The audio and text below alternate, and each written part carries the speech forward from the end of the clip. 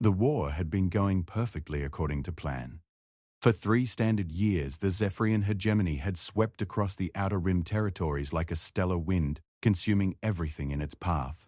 Our fleets, numbering in the thousands, had crushed 17 different species, annexed 43 star systems, and established our dominance over a region of space that stretched across nearly 200 light-years. The mathematics were simple, the outcome predetermined. We possessed superior numbers, advanced technology, and centuries of military doctrine refined through countless victories. Victory was not just probable, it was inevitable. The humans of Terra had been our final target in this sector, a curious bipedal species that had only recently achieved faster-than-light travel. Our intelligence reports painted them as primitive, fractured, and weak. They had spent most of their recorded history engaged in petty conflicts amongst themselves, their homeworld scarred by wars that seemed to accomplish nothing but mutual destruction. Their technology lagged behind ours by at least 2 centuries. Their military doctrine appeared chaotic and undisciplined compared to our precision formations. Most telling of all, they had no unified government. Instead, they operated under some bizarre collective called the Terran Federation that seemed to make decisions through endless debate and compromise. Fleet Commander Vorthak had laughed when the human delegation arrived at our forward base on Proxima Station to negotiate. I was present in the command chamber that day, watching through the observation screens as 3 humans in their crude environmental suits were escorted into the diplomatic bay. They were smaller than we had expected, their pale skin and fragile bone structure making them appear almost childlike compared to our robust Zephyrian physiology. The lead diplomat, a female named Ambassador Chen, had the audacity to sit across from Vorthak, a warrior who had conquered 18 worlds, and speak of peaceful coexistence and mutual benefit. You have 72 hours to evacuate your military installations from the Kepler 442 system, Vorthak had told her, his 4 eyes glowing with the confident fire that had intimidated countless species before. Your colonies there will be absorbed into the hegemony. Your people will be relocated to designated zones where they may serve useful functions in our empire. This is not a negotiation. This is a statement of fact. Ambassador Chen had remained perfectly still for several moments, her small eyes studying Vortak's massive frame. When she finally spoke, her voice carried an odd quality that I would not understand until much later. Commander Vorthak, I appreciate your directness. However, the Terran Federation cannot accept these terms. We will defend our territories with everything we have. The laughter that erupted from our command staff was genuine. Everything they had? Our scouts had counted their forces. 37 ships of varying sizes, most of them converted civilian vessels with military modifications. Our fleet approaching Kepler 442b consisted of over 800 warships, including 12 dreadnoughts and 43 heavy cruisers. The humans were outnumbered more than 20 to 1. Your bravery is admirable but foolish, Vorthak replied, his massive claws clicking against the table's surface. Your species shows promise. Do not throw away your future for the sake of pride. Ambassador Chen stood to leave, but she paused at the chamber's exit. Commander, there is something about humanity that your intelligence reports may have missed. We have a saying on Terra. The man who destroys his weak self can never be destroyed by others. You may find that relevant in the coming days. None of us understood what she meant. Philosophy had never been a significant factor in warfare, and human philosophy seemed particularly irrelevant given their obvious disadvantages. We dismissed her words as the desperate posturing of a defeated species trying to maintain dignity in the face of inevitable surrender. The Zephyrian war machine had operated on principles of overwhelming force and technological superiority for over 4 centuries. Our military academies taught the doctrine of calculated domination, the precise application of superior resources to achieve victory with minimal losses. Every battle was approached as a mathematical equation. Assess enemy capabilities, deploy forces with a comfortable margin of superiority, execute coordinated strikes to eliminate key targets, and accept surrender. It had worked against every species we had encountered. The crystalline beings of Arcturus had surrendered after losing just 15% of their fleet. The gas dwellers of the Vega system had capitulated when we demonstrated our ability to ignite their atmosphere. Even the warlike Kraknari had eventually yielded when faced with our disciplined formations and superior firepower. Humans, we assumed, would follow the same pattern. Our psychological warfare specialists had prepared broadcasts designed to break their morale, emphasizing their numerical disadvantage and the hopelessness of resistance. Our tactical computers had run thousands of simulations, each showing complete Zephyrian victory achieved within 6 to 8 hours of combat. The humans' largest ship, something they called the UFS Indomitable, massed only 40% of our smallest dreadnought. Their weapons technology appeared to rely primarily on primitive kinetic projectiles and crude energy beams, while our arsenal included quantum disruptors, gravity wells, and antimatter torpedoes. As our armada approached the Kepler 442 system, Fleet Commander Vorthak addressed the entire force through quantum communication links. I still remember his words, broadcast to every ship in our massive formation, warriors of the hegemony. Today we complete another chapter in our glorious expansion. The humans ahead of us are brave but overmatched. They fight for territory that will serve our empire far better under our guidance. Show them the precision and power that has made us masters of this galaxy. Victory is certain, but let it be swift and decisive. The human fleet waited for us at the edge of the system's asteroid belt, their ships arranged in what our tactical analysts described as desperate defensive positioning. Their vessels were spread in a loose formation that seemed to prioritize mutual support over concentrated firepower, another sign, we thought, of their inexperience with large-scale warfare. Several of their ships appeared to be damaged or partially constructed, with obvious hull breaches and external repairs visible even from long range. It looked like they had pressed every available vessel into service, regardless of its combat readiness.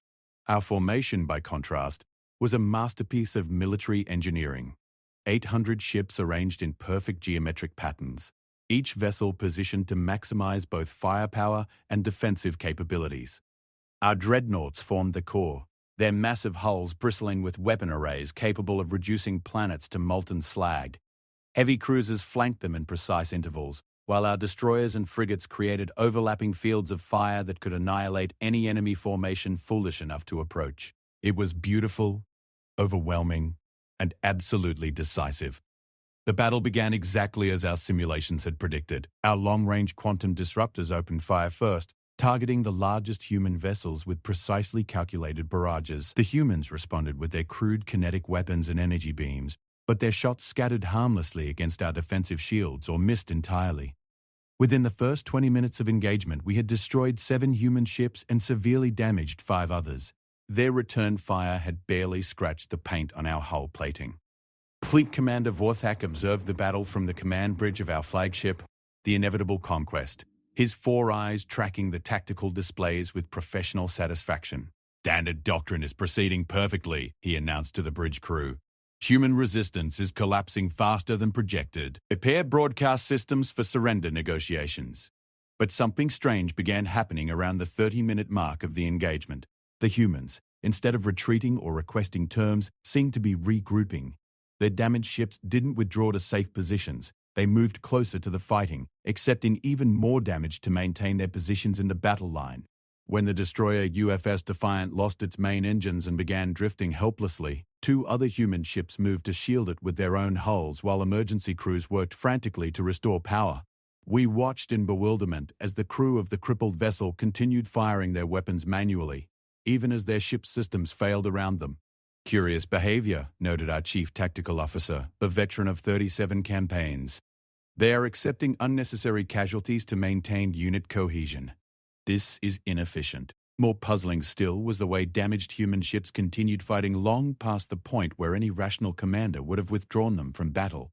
The cruiser, UFS Tenacious, took a direct hit from one of our antimatter torpedoes, an explosion that should have vaporized everything within a 2-kilometer radius. Instead of the expected debris field, our sensors detected the ship still moving, still firing, with what appeared to be a massive hole punched completely through its center section.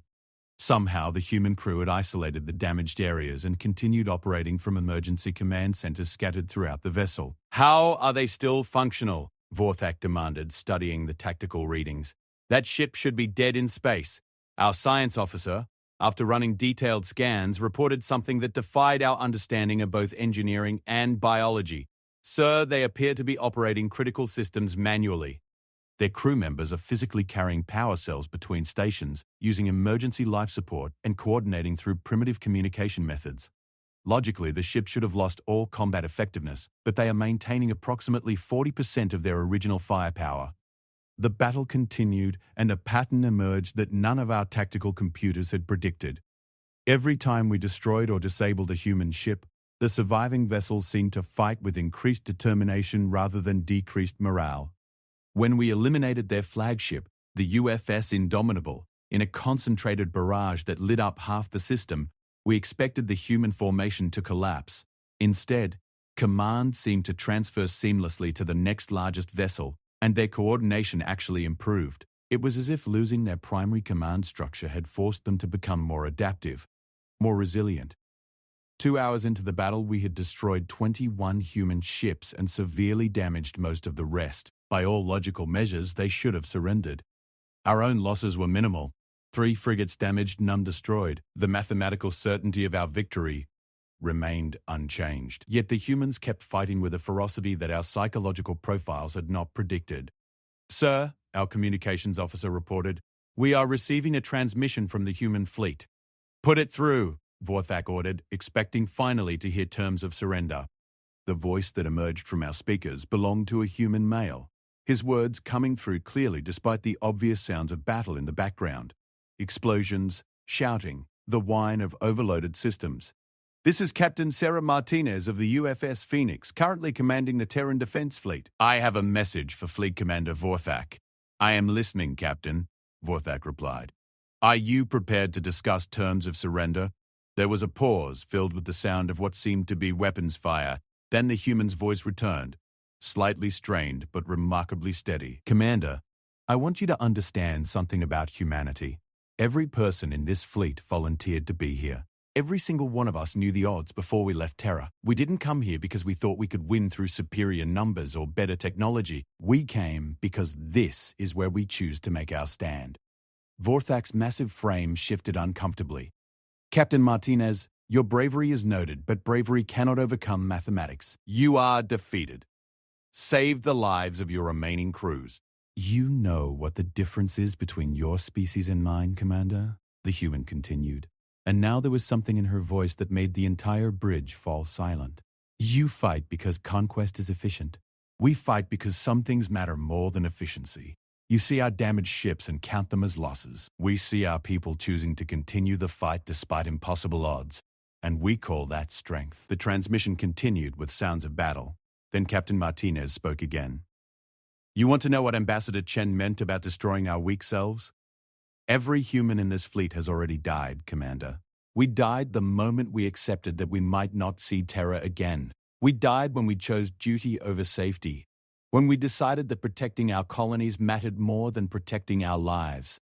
The people fighting you now aren't afraid of death because we've already given up everything we were afraid to lose. What remains is everything we're willing to die for." The communication channel went silent, and we watched on our tactical displays as the remaining human ships began moving. Not retreating, not regrouping for a desperate final assault, but spreading out into positions that defied every principle of military tactics we understood. They were arranging themselves to create maximum coverage of the system's shipping lanes and colony installations, positioning their damaged vessels so that any Zephyrian ship attempting to approach the inhabited planets would face concentrated fire from multiple angles. "They are creating a defensive perimeter," our tactical officer observed with something approaching disbelief. "But they lack the numbers to maintain it.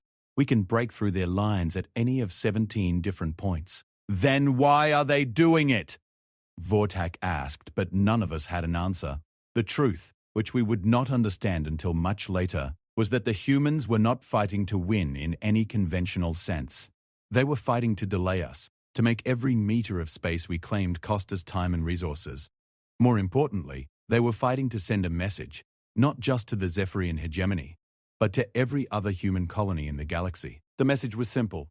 When faced with impossible odds, humanity does not surrender.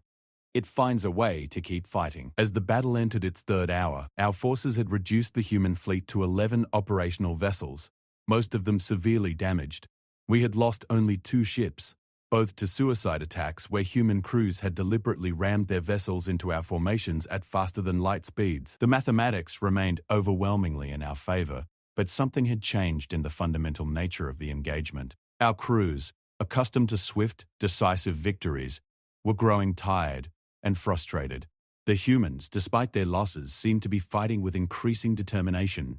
It was then that our long-range sensors detected something approaching from the outer system, a single ship, moving at incredible speed toward the battle zone. The vessel's energy signature was unlike anything in our databases, and its size readings fluctuated wildly, as if our instruments could not properly categorize what they were detecting. "Identify that vessel," Borthak commanded. Our sensor operator worked frantically at his console, running the readings through every classification system in our military database. "Sir, the configuration is unknown. The energy output is... The readings don't make sense. It appears to be approximately 2 kilometers in length, but the mass readings suggest something much larger. And sir, it's accelerating toward us at velocities that should tear any known hull apart." As the mysterious ship drew closer, our sensors began providing more detailed information, and what they revealed changed everything we thought we knew about human capabilities. The approaching vessel was not just large, it was massive, dwarfing even our heaviest dreadnoughts. More disturbing still, its hull appeared to be composed of materials that absorbed or deflected our scanning beams, making accurate assessment nearly impossible. The ship's design was unlike anything in our tactical databases, with flowing lines that seemed to blend organic curves with geometric precision. "Sir," our communications officer reported with obvious tension in his voice, "we are receiving a transmission from the approaching vessel." Audio and visual. The main screen flickered to life, and for the first time since the battle began, absolute silence fell across the bridge of the inevitable conquest. The image showed the command bridge of what could only be described as the most advanced warship any of us had ever encountered. The technology visible in the background appeared to be at least a century ahead of our most sophisticated systems, with holographic displays, seamless control interfaces, and what appeared to be artificial intelligence nodes integrated directly into the ship's structure. But it was the figure standing at the center of the bridge that truly commanded our attention. A human, but unlike the small, fragile beings we had grown accustomed to seeing. This individual stood nearly as tall as a Zephyrian, with a presence that seemed to fill the entire screen. His uniform bore markings that none of our databases could identify, and his eyes held an expression of cold, controlled fury that made even Vorthak shift uncomfortably in his command chair. When he spoke, his voice carried an authority that commanded instant attention. "I am Admiral Marcus Chen of the Terran Deep Space Fleet, commanding the battleship UFS Prometheus. You are in violation of Terran space and have committed acts of war against Federation colonies. You have exactly 5 minutes to begin withdrawal from this system, or we will consider you hostile combatants to be dealt with accordingly." Fleet Commander Vorthak recovered from his initial shock quickly, his military training reasserting itself. "Admiral Chen, I am Fleet Commander Vorthak of the Zephyrian hegemony. You are outnumbered 800 to 1. Your demand is absurd." Admiral Chen's expression did not change. "Commander, you have encountered Terran colonial defense forces, brave volunteers flying converted civilian vessels with minimal military equipment. What you have not encountered is the Terran battle fleet. You have 4 minutes and 30 seconds to begin your withdrawal." Our tactical computers immediately began analyzing the lone human vessel, attempting to assess its capabilities and determine appropriate response strategies. What they found defied logical explanation. The ship's power output registered at levels that should have been impossible for a vessel of its size. Its hull composition included materials that our databases could not identify. Most disturbing of all, our deep scans revealed that the ship appeared to be carrying weapon systems based on principles of physics that our science could not explain. "Sir," our chief tactical officer reported with barely concealed alarm, "I cannot provide accurate threat assessment for that vessel. Its capabilities appear to exceed our analytical parameters." Vorthak's military pride, honed by centuries of Zephyrian dominance, reasserted itself. One ship, regardless of its capabilities, cannot stand against 800. Prepare all vessels for coordinated assault. Target that battleship with everything we have. Admiral Chen seemed to anticipate our decision. "Very well, Commander. You have chosen to learn about humanity the hard way. All surviving colonial vessels, this is Prometheus Actual. Fall back to safe distance and provide tactical support as able. We'll take it from here." What happened next would be analyzed by Zephyrian military strategists for decades to come, studied as an example of how completely wrong our intelligence assessments could be. The UFS Prometheus did not maneuver to avoid our incoming assault. Instead, it accelerated directly toward the center of our formation, moving at velocities that should have been impossible for anything larger than a fighter craft. Our weapons opened fire simultaneously, 800 ships unleashing concentrated barrages of our most advanced armaments at a single target.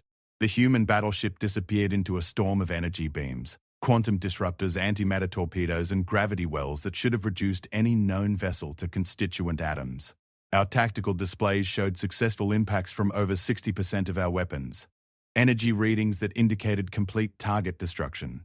For several seconds, our sensors could detect nothing in the area where the Prometheus had been except expanding clouds of superheated plasma and electromagnetic interference. Then the clouds began to clear and our instruments detected something that none of us were prepared to comprehend. The UFS Prometheus emerged from our concentrated barrage completely intact, its hull showing no visible damage whatsoever. Moreover, it had continued accelerating throughout our attack and was now moving through our formation at point-blank range. "Impossible," Vorthak whispered, his four eyes fixed on the tactical display. "Nothing could survive that level of concentrated fire." Admiral Chen's voice came through our communication systems again, and now there was something in his tone that made every warrior on our bridge feel a chill of genuine fear. "Commander Vorthak, you have just witnessed what happens when humanity stops holding back. Your fleet has been fighting colonial militia with outdated equipment. Now you face the accumulated military might of a species that has spent 10,000 years perfecting the art of war." The UFS Prometheus opened fire with weapons that redefined our understanding of destructive capability. Whatever energy beams it projected passed through our defensive shields as if they did not exist, striking our hull armor with force that our instruments could not measure. The dreadnought Eternal Victory, a vessel that had participated in 43 successful campaigns, simply ceased to exist in a flash of light so brilliant that it temporarily overloaded every optical sensor in our fleet. But the Prometheus was not content to engage us at range. As we watched in growing terror, the massive human battleship began moving through our formation like a predator among prey, its weapons systems targeting our vessels with precision that suggested intimate knowledge of Zephyrian ship design. Our own weapons seemed incapable of penetrating whatever defensive systems the humans had developed, while their return fire eliminated our ships with frightening efficiency. "All vessels, scatter formation," Vorthak commanded, his voice carrying the first notes of panic that any of us had ever heard from him. "Implement evasive maneuvers. Request immediate reinforcement from home fleet." The response came back immediately from our communications array. "Sir, our quantum communication links have been severed. We cannot contact home fleet or any other hegemony vessels. We are completely isolated." As our formation dissolved into chaos, individual ships attempting to escape the impossible human battleship, Admiral Chen's voice reached us once more. "Let me tell you what Ambassador Chen meant about destroying our weak selves, Commander. For most of human history, we fought each other. We held back. We showed mercy. We limited ourselves because we were fighting our own species. But when faced with an external threat that seeks to enslave or destroy us, all of those limitations disappear. What you are facing now is not human restraint or human mercy. What you are facing is humanity unchained." The battle, if it could even be called that anymore, lasted another 17 minutes. In that time, the UFS Prometheus methodically eliminated every vessel in our fleet, except for the inevitable conquest and a handful of escort ships. It did not pursue fleeing vessels that had clearly abandoned the fight, but any ship that showed the slightest aggressive intent was destroyed instantly. Our proud armada, the force that had conquered 17 species and 43 star systems, was reduced to smoking debris scattered across the Kepler-A DO 442 system. Finally, the human battleship approached our flagship, its weapons trained on our command bridge but not yet firing. Admiral Chen appeared on our main screen again, his expression now showing something that might have been pity. "Commander Vorthak, you now have a choice. You can surrender your remaining vessels and accept repatriation to Zephyrian space, or you can continue fighting and share the fate of your fleet. Choose wisely." Fleet Commander Vorthak, his pride shattered and his confidence destroyed, looked around the bridge at his remaining crew. These were warriors who had never known defeat, soldiers who had built their entire identities around Zephyrian military supremacy. The choice he faced was not just military, it was existential. "We surrender," he said quietly, his massive frame seeming to shrink as the words left his mouth. "We surrender unconditionally." Part 2. The Revelation of True Strength. The aftermath of what became known as the Battle of Kepler 442b marked the beginning of a fundamental shift in galactic power dynamics. But more importantly for our understanding as Zephyrians, it forced us to confront truths about strength, weakness, and the nature of warfare that our centuries of conquest had never revealed. As the surviving members of our once mighty fleet found ourselves aboard human vessels, processed as prisoners of war, with a degree of courtesy that our own military protocols had never extended to defeated enemies, I began to understand that everything we thought we knew about humanity had been catastrophically wrong. The UFS Prometheus was a revelation in itself. As we were escorted through its corridors under guard, I observed technology that seemed to blur the line between engineering and artistry. The ship's interior spaces were vast and efficiently designed, but they also possessed an aesthetic quality that spoke to something beyond mere military function. Holographic displays showed star charts and tactical information with a clarity that made our own system seem primitive, while the ship's artificial intelligence network responded to crew commands with a sophistication that suggested true consciousness rather than programmed responses. But it was the human crew members themselves who provided the most profound insights into the nature of their species. These were not the small, fragile beings that our intelligence reports had described. The personnel aboard the Prometheus were clearly representatives of humanity's military elite, individuals who had been selected and trained for this level of warfare. They moved with confidence and purpose, their interactions with each other displaying a level of coordination that came from extensive training and absolute trust in their companions' abilities. Admiral Marcus Chen personally conducted the debriefing sessions with our senior officers, and it was during these conversations that I began to grasp the philosophical foundations that underpinned human military doctrine. Unlike our interrogation methods, which focused on extracting tactical intelligence through intimidation and pressure, Chen's approach was almost conversational. He seemed genuinely interested in understanding Zephyrian perspectives on warfare and conquest, not to exploit weaknesses but to comprehend the fundamental differences between our civilizations. "Commander Vorthak," Chen said during one of these sessions, his voice carrying none of the triumph that might have been expected from a victorious enemy, "I want you to understand something about what happened in that battle. The Terran Deep Space Fleet has existed for over 2 centuries, but this was the first time we've ever deployed it in actual combat. Everything you witnessed was the result of human military development that has been ongoing since before your species achieved interstellar flight." Vorthak, his pride still wounded, but his curiosity as a military professional gradually overcoming his shame, asked the question that had been haunting all of us. "How did our intelligence assessments prove so completely incorrect? Our scouts observed your colonies, your ships, your military installations. Nothing we saw suggested capabilities like those demonstrated by your vessel." Admiral Chen leaned back in his chair, and for the first time since our capture, I saw something that might have been amusement in his expression. "Commander, what your scouts observed was exactly what we wanted them to observe. The Terran Federation learned long ago that being underestimated by potential enemies is one of our greatest strategic advantages. Our colonial defense forces use older, less sophisticated equipment for exactly that reason. Our true military capabilities have been carefully concealed for generations." This revelation struck at the heart of everything the Zephyrian hegemony believed about intelligence gathering and military assessment. Our entire strategic doctrine was built on the assumption that superior reconnaissance and analysis would provide accurate pictures of enemy capabilities. The possibility that an entire civilization might deliberately present a false image of weakness had never been seriously considered by our military planners. But why?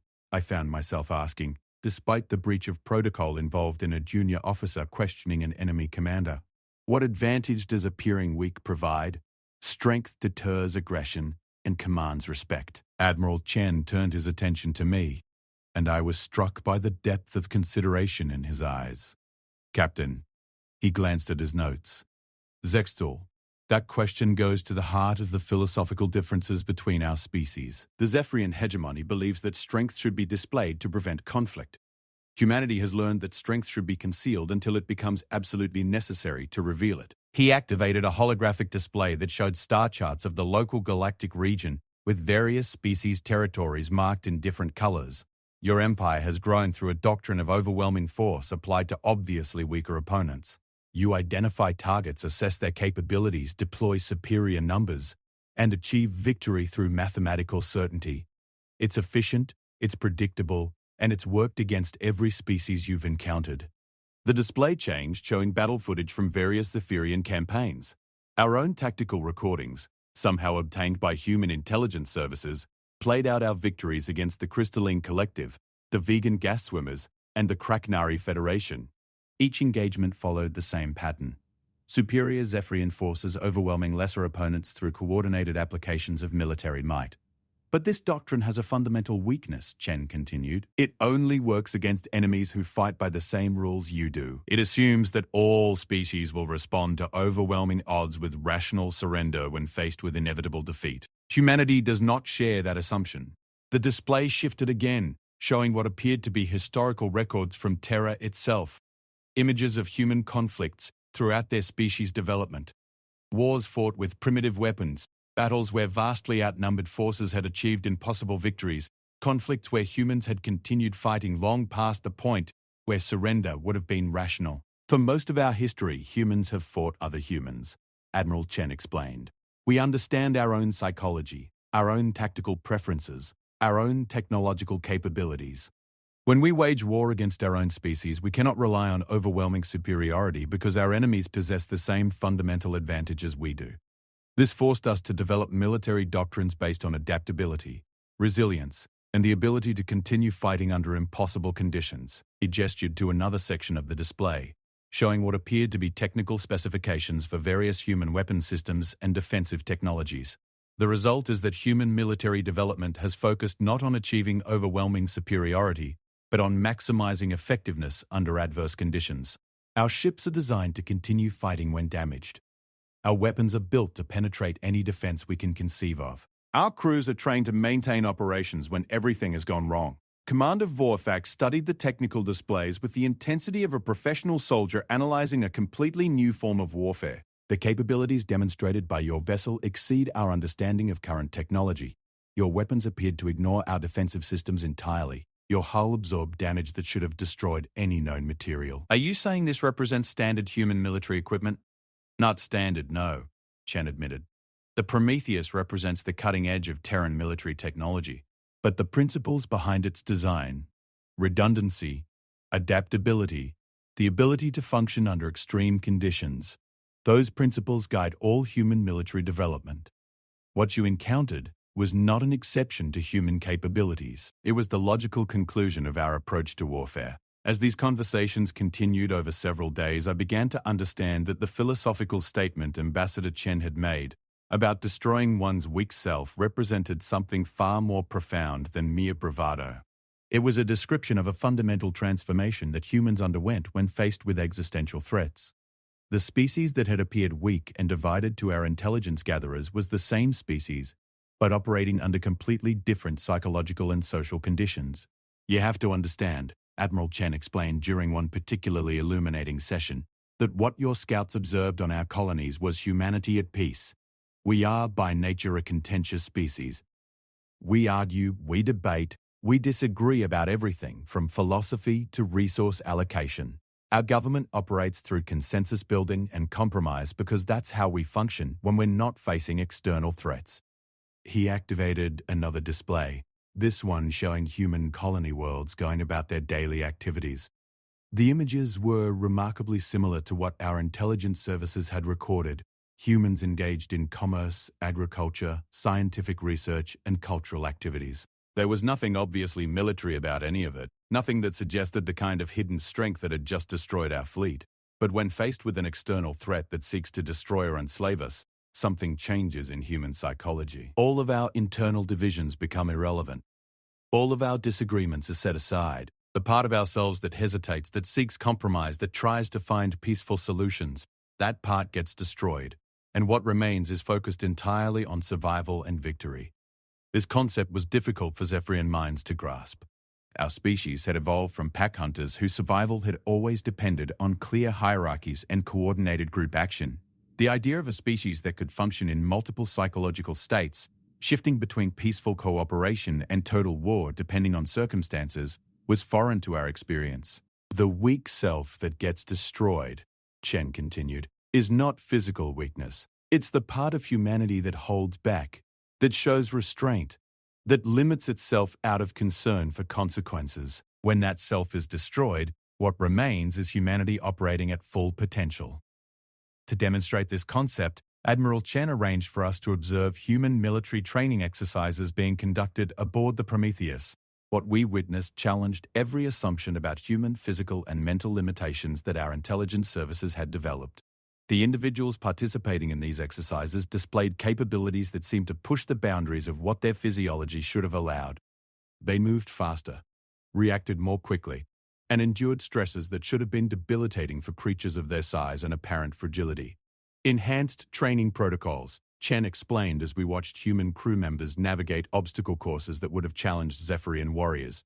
When humans commit to military service at this level, they undergo physical and mental conditioning that brings them close to the theoretical limits of our species' potential. But more importantly, they learn to operate as part of a collective consciousness that emerges during combat situations. The training exercise we observed demonstrated this collective consciousness in action. Individual humans, working together in small teams, accomplished tasks that should have required much larger groups. Their coordination was perfect, their communication minimal but perfectly effective.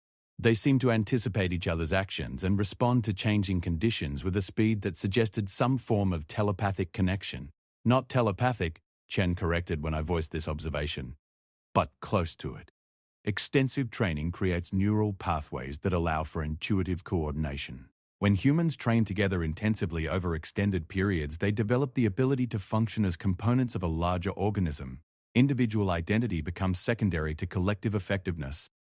This revelation explained much about what we had witnessed during the battle. The colonial defense forces that had fought so tenaciously against impossible odds had not been displaying individual heroism. They had been functioning as parts of a larger collective entity that simply could not conceive of surrender as long as any part of it remained capable of fighting. Their willingness to sacrifice themselves for their companions was not emotional or irrational. It was the logical behavior of individuals who had psychologically merged their identity with that of their unit. But the Deep Space Fleet represents something beyond even that level of collective identity, Chen continued. The crews of vessels like the Prometheus have undergone training that approaches the theoretical limits of human potential. They have quite literally destroyed their weak selves, their individual fears, doubts, and limitations, and rebuilt themselves as components of the most effective fighting force our species has ever created. As our debriefing sessions progressed, Admiral Chen began sharing information about human military history that had never appeared in any of our intelligence reports. The truth was that humanity had been preparing for large-scale interstellar warfare since their first encounters with alien civilizations. They had observed the expansion patterns of species like the Zephyrian hegemony and had drawn conclusions about the inevitable nature of galactic conflict. We knew that sooner or later we would encounter a species like yours, Chen explained.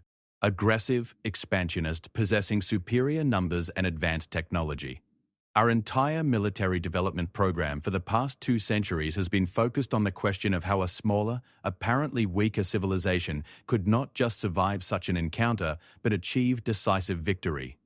The answer, as we had discovered to our cost, involved a combination of technological advancement, strategic deception, and psychological transformation that no species in our experience had ever attempted. Humans had deliberately allowed potential enemies to underestimate them, while secretly developing weapons and defensive systems that could neutralize any conceivable threat. More importantly, they'd created military forces composed of individuals who had literally transcended normal human limitations. The philosophy behind our approach, Chen continued, is that strength revealed too early invites counter-development. If we had openly displayed our true military capabilities, species like yours would have developed countermeasures, formed alliances, or chosen different targets. By appearing weak, we ensured that when conflict became inevitable, our enemies would approach us with confidence rather than caution. This strategic thinking represented a level of long-term planning that was almost incomprehensible to the Zephyrian military mind. We had always operated on the principle that superior force should be displayed to deter aggression and maintain peace through strength. The human approach of concealing strength to achieve strategic surprise required a degree of patience and discipline that our culture simply could not comprehend. But perhaps the most profound revelation came when Admiral Chen explained the true meaning of Ambassador Chen's statement about destroying the weak self. It was not merely a philosophical concept or a description of psychological transformation. It was a literal description of what happened to humans when they joined the Deep Space Fleet. Every member of this crew has undergone what we call ego dissolution, Chen explained.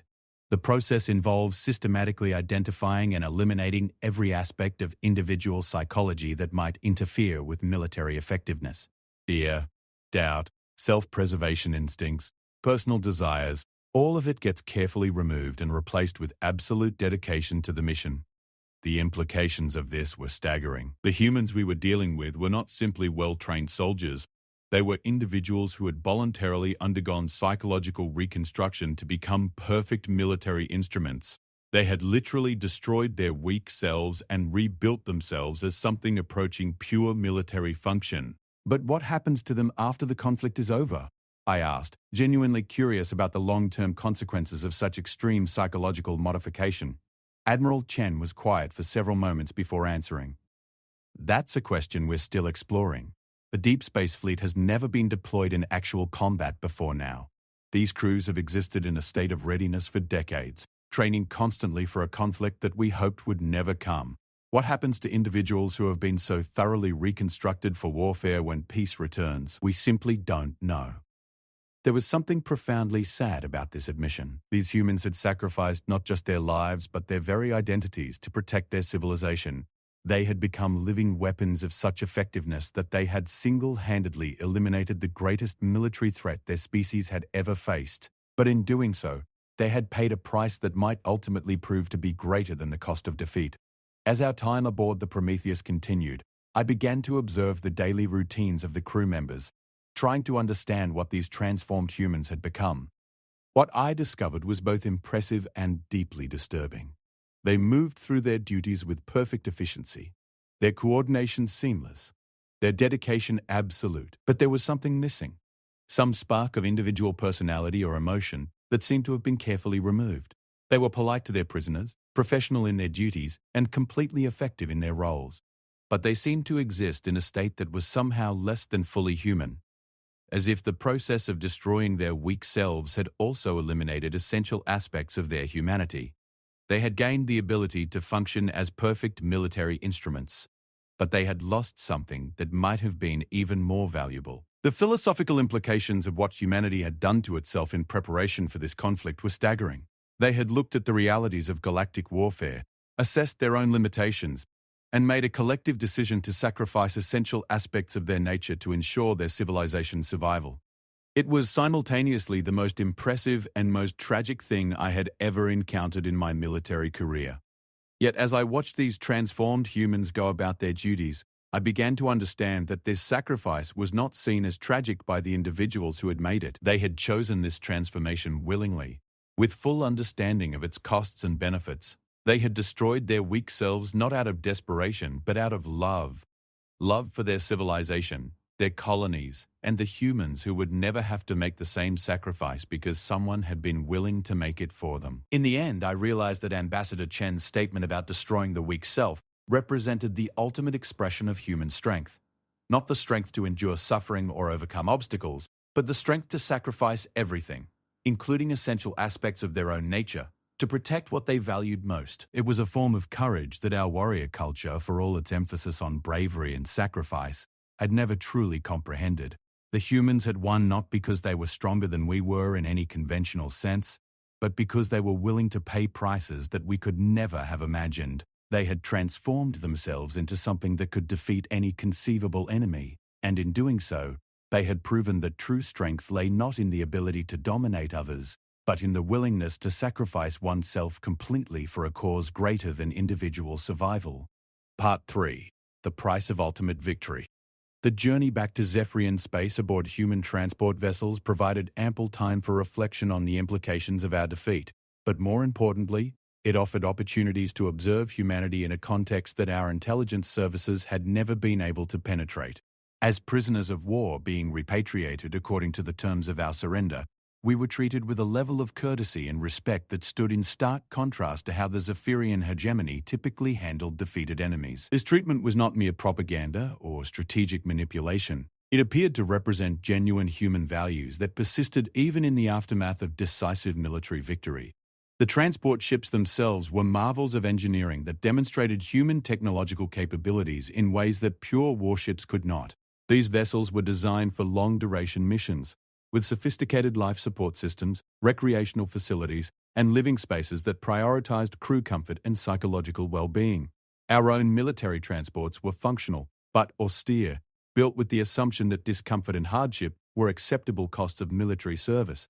The human approach suggested a philosophy that valued individual welfare even within military contexts. More revealing still were our interactions with the human crew members aboard these transports. Unlike the psychologically transformed personnel of the Deep Space Fleet, these individuals retained the full range of human emotional and intellectual capabilities. They were curious about Zephyrian culture, willing to engage in philosophical discussions, and genuinely interested in preventing future conflicts between our species. Their behavior provided insights into what humanity was like when not operating under the existential pressures that had shaped their military responses. The crews you encountered on the Prometheus and other Deep Space Fleet vessels, explained Captain Elizabeth Morrison, the commanding officer of our transport, represent a tiny fraction of our total population.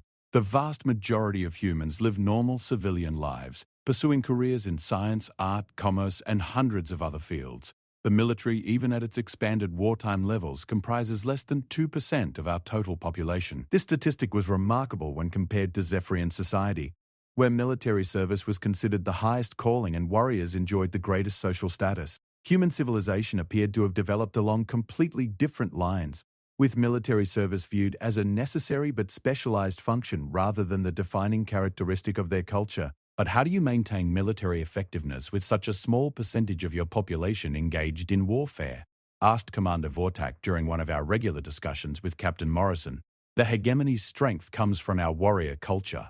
Every citizen understands military discipline and can contribute to our war effort when necessary. Captain Morrison considered this question carefully before responding.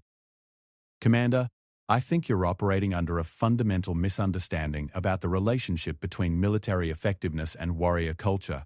The most effective human military units are not composed of individuals who were raised for warfare from birth. They're composed of individuals who chose military service after developing as complete human beings in civilian contexts. She activated a portable display that showed personnel records for various human military units, including some of the colonial defense forces that had fought so tenaciously against our initial assault. These individuals came from backgrounds in education, engineering, agriculture, the arts, and dozens of other fields. Their military effectiveness comes not from lifelong conditioning for warfare, but from the breadth of experience and knowledge they bring to military problems.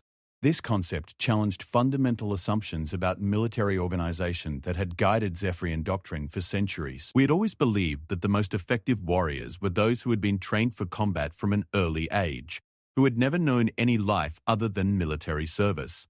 The idea that civilian experience might actually enhance military effectiveness was counterintuitive to everything our culture taught about warfare. Consider the tactical innovations you observed during our battles, Captain Morrison continued. The humans who developed those strategies were not career military officers. They were physicists, engineers, psychologists, and artists who brought unconventional perspectives to military problems.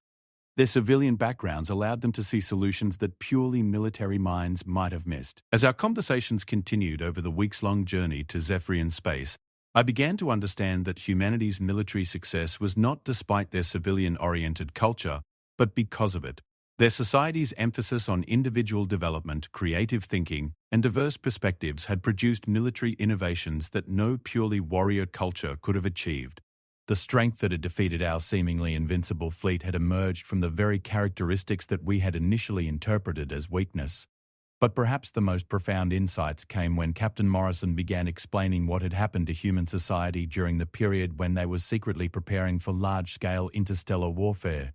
The development of their deep space fleet and advanced military technologies had required massive resource allocation and scientific effort, but it had been accomplished without fundamentally altering their civilian culture or values.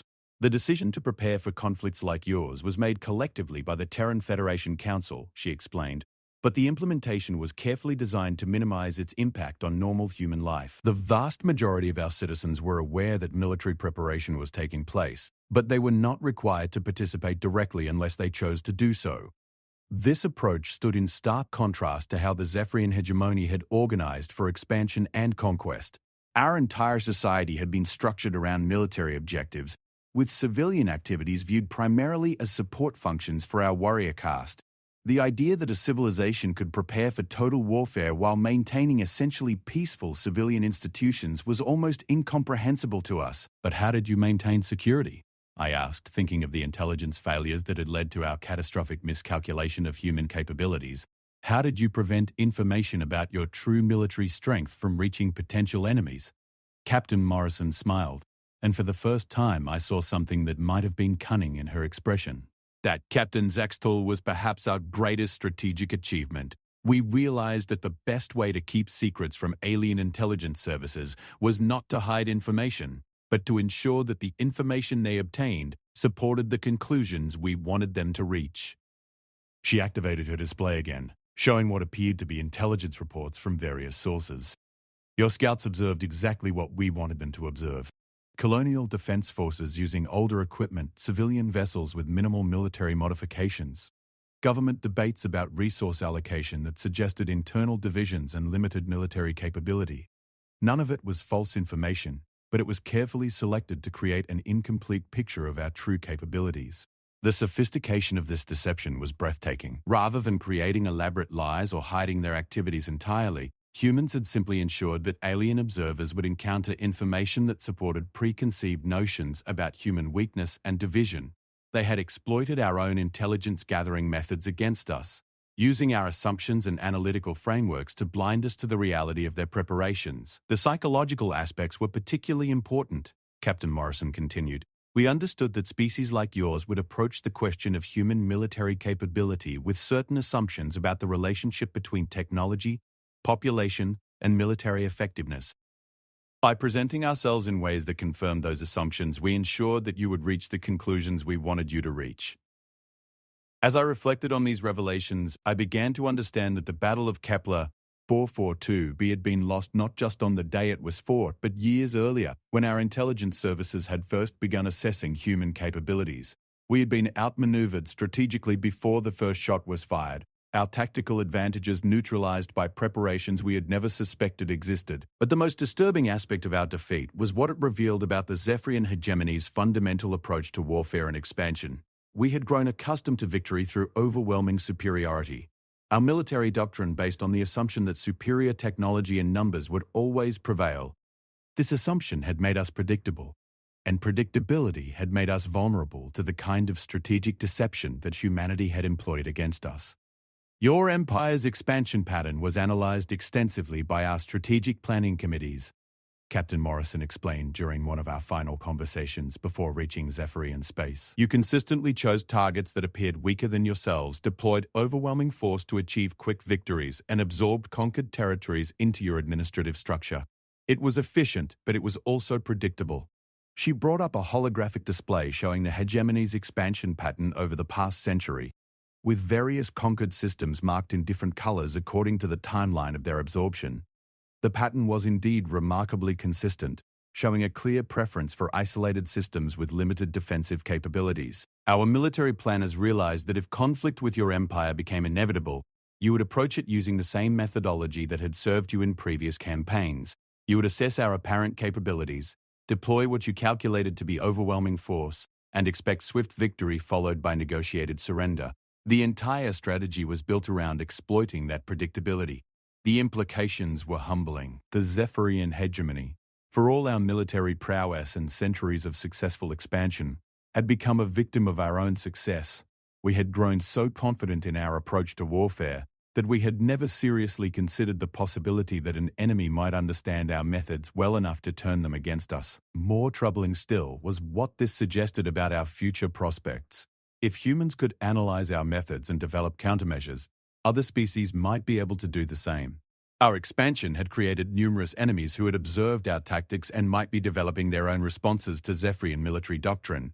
The defeat at Kepler, 442b, might be just the beginning of a series of challenges to hegemony dominance.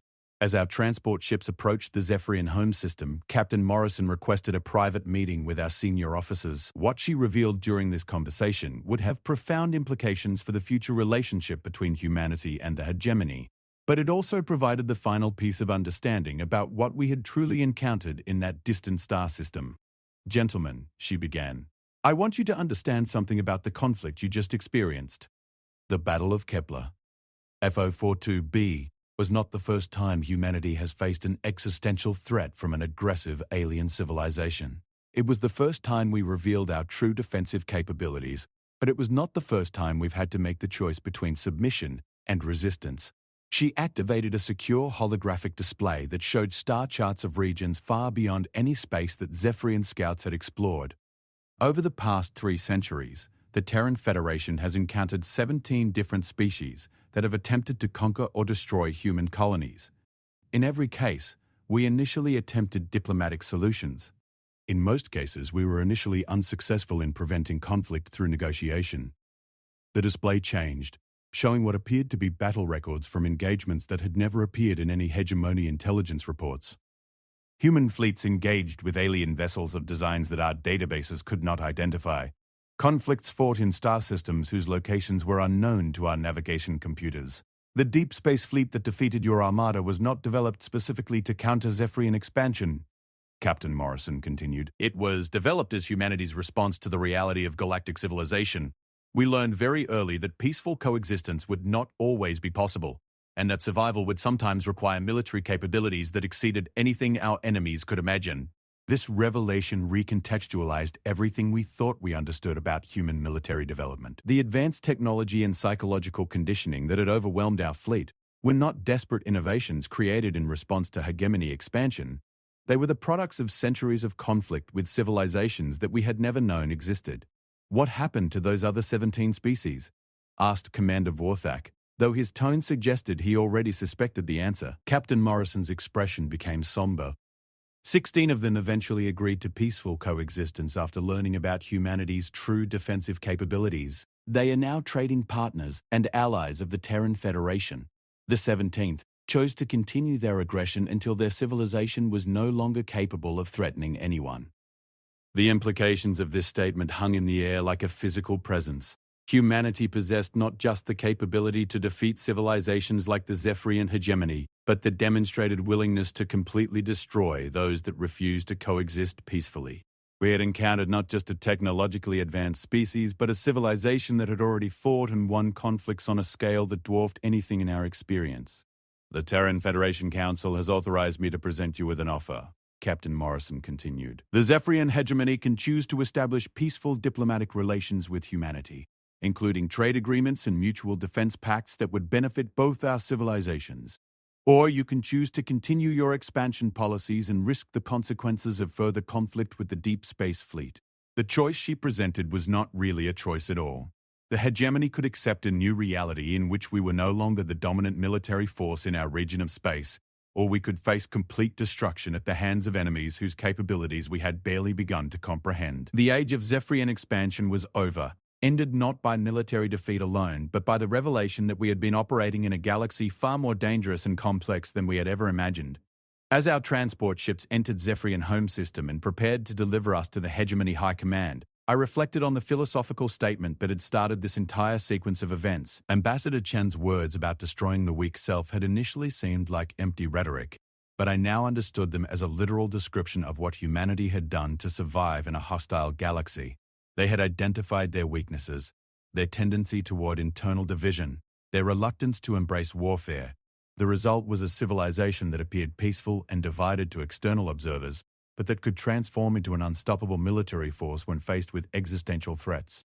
The humans had not just defeated the Zephyrian hegemony, they had demonstrated that true strength came not from constant aggression and expansion, but from the wisdom to prepare for conflict while hoping it would never come.